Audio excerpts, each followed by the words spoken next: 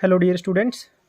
आज हम अपनी एनसीईआरटी की एक्सरसाइज 10.2 डिस्कस करेंगे बेटा। 10.2 का फर्स्ट क्वेश्चन है कि compute the magnitude of the following vectors. तो बेटा पहले मैं बता देता हूँ कि किसी भी वेक्टर की मैग्नीट्यूड कैसे कंप्यूट की जाती है।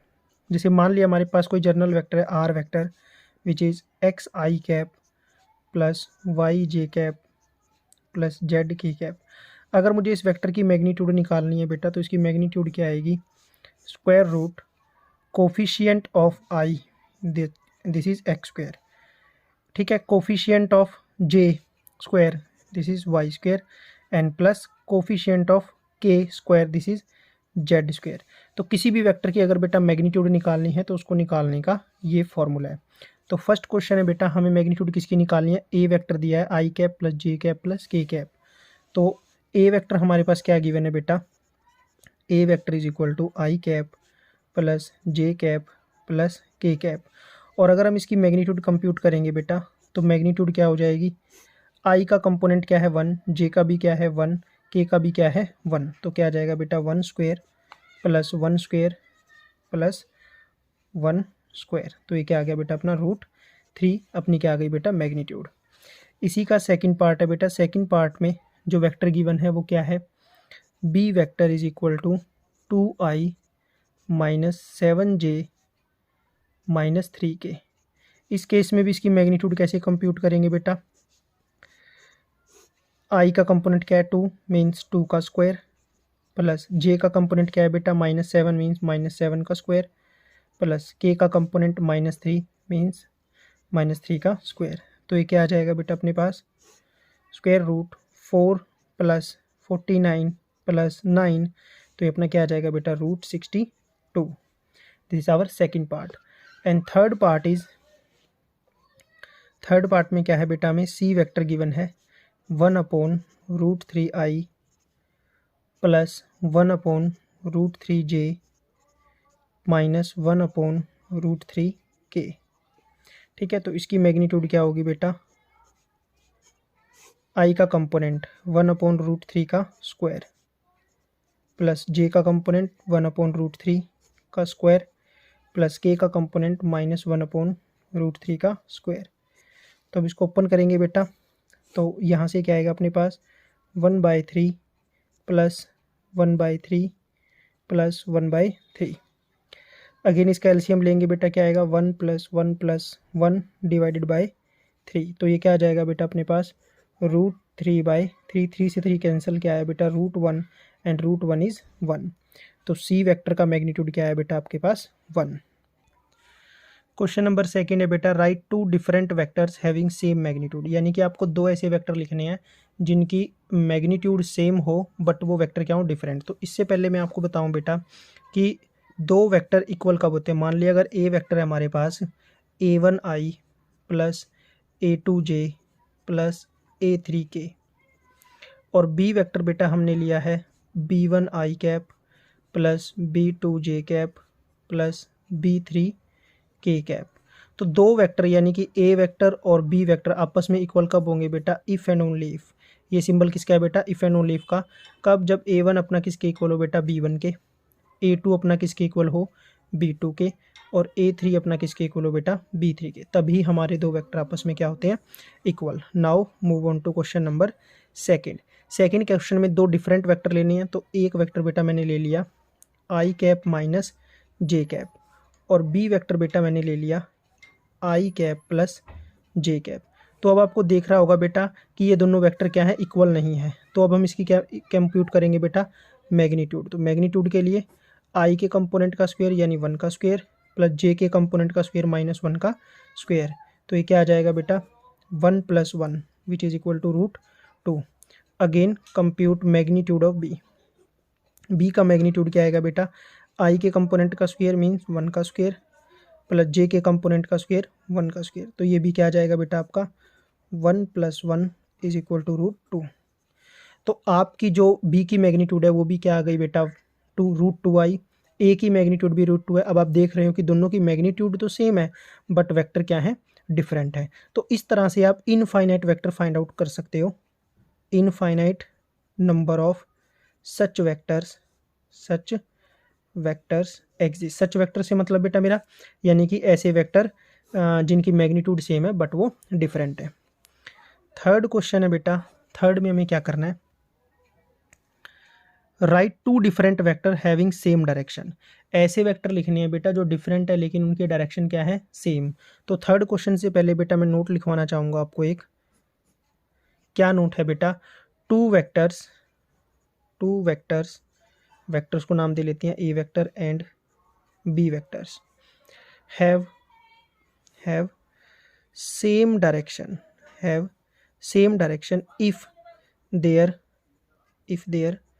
Direction cosine are same. तो यहाँ पे एक वर्ड आया बेटा डायरेक्शन कोसाइन।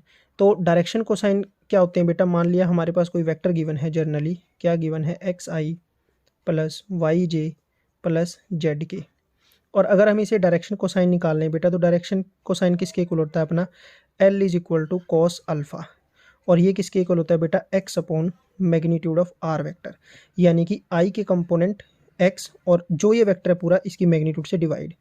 दूसरा होता है बेटा एम, जिसको लिखते हैं कॉस बीटा, ये क्या होता है बेटा अपने पास, y upon magnitude of r. और तीसरा होता है बेटा n, cos gamma which is equal to z upon magnitude of r. तो ये अपने क्या है बेटा, डायरेक्शन कोसाइन है किसी भी वेक्टर के। अगर आपको एक वेक्टर दे रखा है और उसके आपको डायरेक्शन कोसाइन निकालने हैं तो आप इस मेथड से उन्हें निकाल सकते हैं। डायरेक्शन कोसाइन की एक और ख़ास बात क्या होती है बेटा, डायरेक्शन कोसाइन की खास बात क्या होती है बेटा कि L square plus M square plus N square किसके इक्वल होता है बेटा, अपना 1 के इक्वल होता है। तो यानी अगर हमें दो वेक्टर फाइंड आउट करने हैं बेटा इस क्वेश्चन में, क्वेश्चन नंबर थर्ड में, कि two different vector have same direction, तो हम वेक्टर लिखेंगे बेटा, हमें ये दिखाना होगा कि डायरेक्शन कोसाइन क्या है, दोनों वेक्टर की सेम है। डायरेक्शन कोसाइन निकालने का ये मेथड है बेटा, ठीक है। तो दो वेक्टर लिखते हैं क्वेश्चन नंबर थर्ड।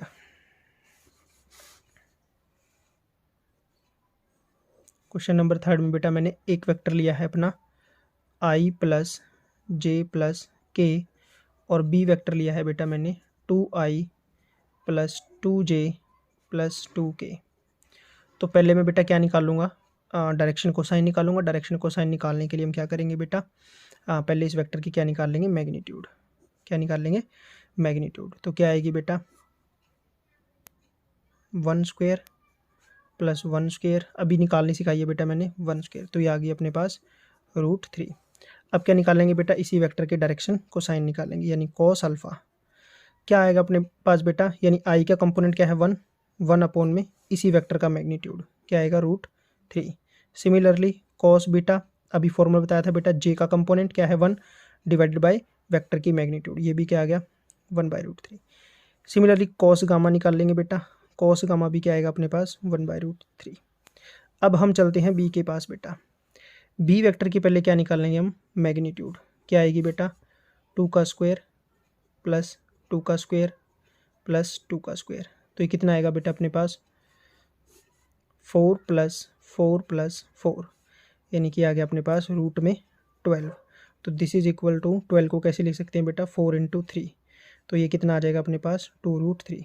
अब इसके क्या निकालेंगे डायरेक्शन को साइन, तो cos alpha is equal to i का कंपोनेंट बेटा 2 अपॉन में इसका मैग्नीट्यूड √3, कैंसिल होके क्या आ गया बेटा 1/√3। सिमिलरली कॉस बीटा निकाल लेंगे, ये क्या आ रहा है बेटा अपना 2 अपॉन में जे का कंपोनेंट और इसका मैग्नीट्यूड कितना है बेटा 2√3, ये भी क्या आ रहा है 1/√3। सिमिलरली कॉस गामा निकाल लेंगे बेटा, उसमें क्या आएगा 2/2√3, ये भी क्या आएगा बेटा अपना 1/√3। तो हम देख रहे हैं बेटा कि दो डिफरेंट हमें क्या निकालने थे कि दो डिफरेंट वेक्टर लिखने थे जिसकी जो क्या हो सेम डायरेक्शन हो। तो सेम डायरेक्शन के लिए क्या जरूरी है बेटा, उनकी डायरेक्शन कोसाइन सेम होनी चाहिए। तो हमने लिखा कि दो वेक्टर मेरे डिफरेंट हैं। डिफरेंट आपको पता चल रहा है, दो वेक्टर सेम कब होते हैं बेटा, जब कॉरस्पॉन्डिंग आई जे के कंपोनेंट क्या हो, इक्वल हो। बट यहाँ पे आई का कंपोनेंट 1 है, यहाँ पे आई का कंपोनेंट 2 है, तो ये इक्वल तो नहीं है, बट इनकी डायरेक्शन कोसाइन क्या है, सेम है। तो इसका मतलब ये हुआ कि ये दोनों वेक्टर डिफरेंट है बट इनकी डायरेक्शन क्या है, सेम है। क्योंकि डायरेक्शन अगर सेम दिखानी है तो डायरेक्शन कोसाइन सेम दिखा देंगे। नेक्स्ट क्वेश्चन है बेटा क्वेश्चन नंबर 4। क्वेश्चन नंबर 4 में क्या करना है बेटा, find the value of x and y so that the vectors these two vectors are equal. तो वेक्टर दिया हुआ है बेटा, पहले वेक्टर को हमने क्या मान लिया बेटा, ए वेक्टर माना हमने 2i प्लस 3j, और बी वेक्टर मान लिया बेटा हमने xi प्लस yj।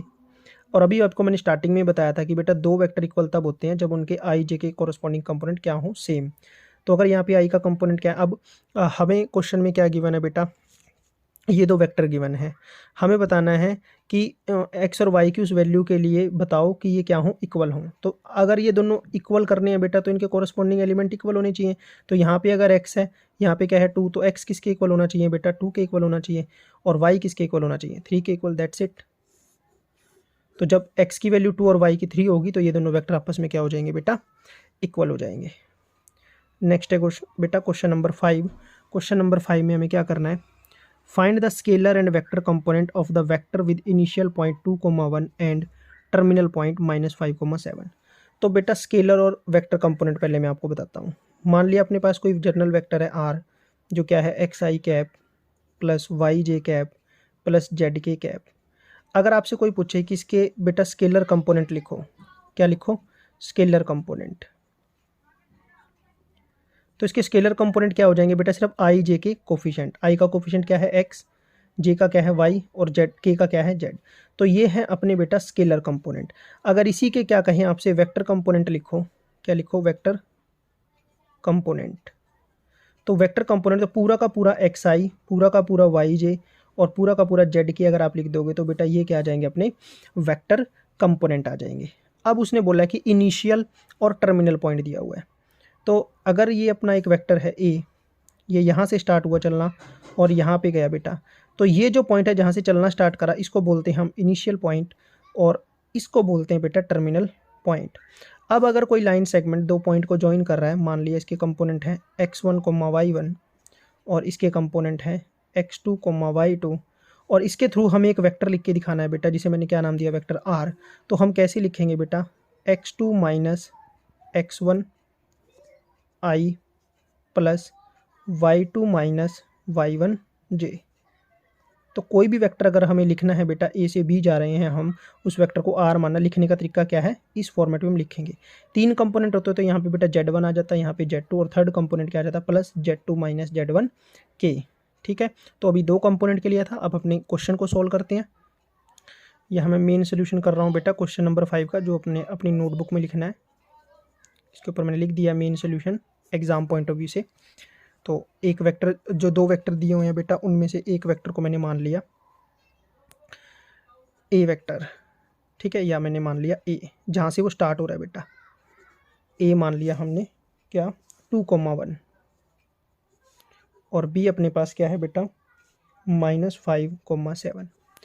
तो अब एक लाइन सेगमेंट को ज्वाइन कर रहा है बेटा, इनसे एक वेक्टर बनाएंगे, तो वो वेक्टर क्या होगा, ए बी वेक्टर। क्या होगा, ए बी वेक्टर।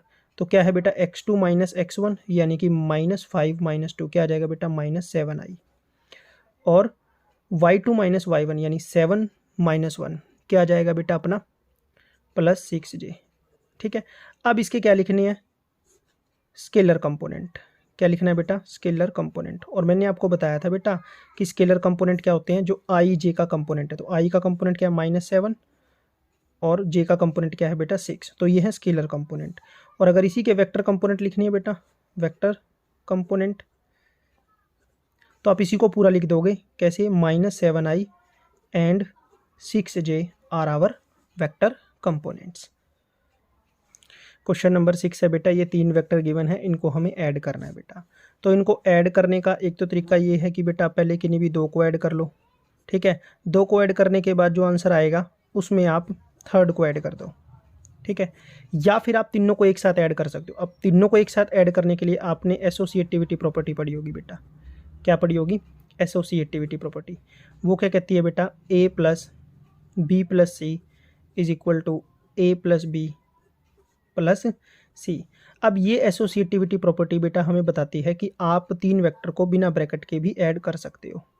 यानी कि अगर आपको इन तीन वेक्टर को ऐड करना है तो आप विदाउट ब्रेसिस इनको ऐड कर सकते हो। तो हम इनको ऐड करते हैं बेटा। यहाँ अपना क्या है, मेन सोल्यूशन। ये थोड़ी सी इंट्रोडक्शन थी बेटा इस क्वेश्चन के बारे में। मेन सोल्यूशन मैं इसलिए लिख रहा हूँ कि जो आप नोटबुक में लिखे तो सिर्फ ये मेन सोल्यूशन लिखे, क्वेश्चन और मेन सोल्यूशन। तो ऐड करेंगे बेटा तो कंपोनेंट ऐड होंगे ना, तो आई का कंपोनेंट यहाँ पे क्या है 1, यहाँ पे है -2 और यहाँ पे है 1, तो क्या आया 1 - 2 + 1। तो अब इसको ऐड कर दोगे बेटा तो आपके पास क्या आ जाएगा 1 + 1 2, 2 - 2 0, तो यानी कि ये आएगा आपके पास 0i। नेक्स्ट क्या है बेटा j का कंपोनेंट -2, k का कंपोनेंट नेक्स्ट में j का कंपोनेंट बेटा 4 और नेक्स्ट -6, तो ये आ जाएगा -8 और +4 -4j -4j। थर्ड ऐड करो बेटा k का कंपोनेंट 1, 1 + 5 6, 6 - 7 -1, तो ये आ जाएगा आपका -k। तो आपका मेन जो एडिशन है a vector plus b vector plus c vector वो क्या आ गया बेटा -4j -k। This is our final answer. तो मेन सोल्यूशन में आपने इस तरीके से करना है ऐड, कंपोनेंट वाइज बेटा ऐड होती हैं चीज़ें। कैसे कंपोनेंट वाइज, तो आई के साथ ऐड होंगे, जे के साथ और के के साथ। क्वेश्चन नंबर 7 है बेटा find the unit vector in the direction of the vector this. तो यूनिट वेक्टर क्या होता है बेटा, अगर अपने पास कोई वेक्टर है उसको मैंने ए माना, अगर इसी वेक्टर को बेटा इसकी मैग्नीट्यूड से डिवाइड कर दिया जाए तो ये क्या बन जाता है यूनिट वेक्टर। ठीक है, तो इसको डिनोट कैसे करते हैं, ए के ऊपर कैप लगा के, क्या लगा के कैप लगा के। इसको बेटा सरकमफ्लेक्स भी बोल देते हैं, सरकमफ्लेक्स, या फिर हैट बोल देते हैं, कैप मतलब हैट। तो अगर किसी वेक्टर को उसकी मैग्नीट्यूड से डिवाइड कर दे तो यूनिट वेक्टर आ जाता है। तो पहले अगर इसका यूनिट वेक्टर निकालना है बेटा तो first we will find magnitude, और मैग्नीट्यूड मैंने आपको निकालनी सिखाई है बेटा, आई का कंपोनेंट 1 1 का स्क्वायर प्लस जे का कंपोनेंट 1 1 का स्क्वायर प्लस के का कंपोनेंट 2 2 का स्क्वायर। तो ये कितना आ जाएगा बेटा अपने पास 1 + 1 2, 2 + 4 6, यानी 1 + 1 + 4, तो ये आ गया आपके पास बेटा √6। अब आप क्या करो अपने मेन वेक्टर को √6 से डिवाइड कर दोगे तो क्या आ जाएगा आपके पास यूनिट वेक्टर। तो यूनिट वेक्टर क्या आ गया बेटा आई प्लस जे प्लस 2k, और इसको डिवाइड कर दोगे बेटा अगर आप किससे √6 से, तो आपका क्या आ जाएगा यूनिट वेक्टर, क्या जाएगा बेटा यूनिट वेक्टर। इसको अलग से भी लिख सकते हो आप 1/√6i plus 1/√6j plus 2/√6k, तो ये हमारा क्या आ गया बेटा यूनिट वेक्टर। क्वेश्चन नंबर 8 है बेटा find the unit vector in the direction of vector P Q where P and Q are the point P and Q. तो बेटा सबसे पहले हम क्या निकाल लेंगे, इन दोनों पॉइंट की हेल्प से एक वेक्टर बना लेंगे। अभी हमने क्वेश्चन किया था पी से क्यू बेटा, पी से क्यू, क्यू के कंपोनेंट क्या है 4 5 6 और पी के कंपोनेंट क्या है 1 2 3। तो इसकी हेल्प से एक वेक्टर बनाएंगे बेटा आर वेक्टर। तो ये क्या है अपना x1, ये y1, ये z1, ये क्या है बेटा अपना x2 y2 z2। तो एक आर वेक्टर बनाएंगे बेटा जो कैसा होगा x2 - x1 i plus y2 - y1 j plus z2 - z1 k। तो एक वेक्टर बनाते हैं बेटा पहले आर वेक्टर x2 - x1 यानी कि 4 - 1 3, तो यह आ जाएगा 3i plus y2 - y1 5 - 2 3j और प्लस z2 - z1 6 - 3 3k। अब क्या निकालेंगे बेटा, क्योंकि यूनिट वेक्टर निकालना है तो यूनिट वेक्टर के लिए पहले इस वेक्टर की क्या निकाल लेंगे मैग्नीट्यूड। मैग्नीट्यूड क्या आएगी बेटा 3 square plus 3 square plus 3 square, यानी कि अपने पास आ जाएगी 9 + 9 + 9 विच इज़ इक्वल टू √27। और √27 को कैसे लिख सकता हूँ बेटा 9 × 3, तो ये कितना आएगा 3√3। तो ये अपनी आ गई मैग्नीट्यूड। अब किसी वेक्टर को अगर उसकी मैग्नीट्यूड से डिवाइड कर दें तो क्या आ जाता है यूनिट वेक्टर। तो अपने पास वेक्टर क्या है बेटा 3i + 3j + 3k। तो इसका यूनिट वेक्टर क्या आ जाएगा बेटा, इस वेक्टर को इसकी मैग्नीट्यूड से डिवाइड कर दें 3√3, और थोड़ा सा लिख के से लिखना है बेटा, तो 3/3√3i plus 3/3√3j plus 3/3√3k। तो 3 से 3 कैंसिल, 3 से 3 कैंसिल, 3 से 3 कैंसिल, तो ये क्या आ गया बेटा 1/√3i plus 1/√3j plus 1/√3k। तो ये आ गया अपना बेटा यूनिट वेक्टर।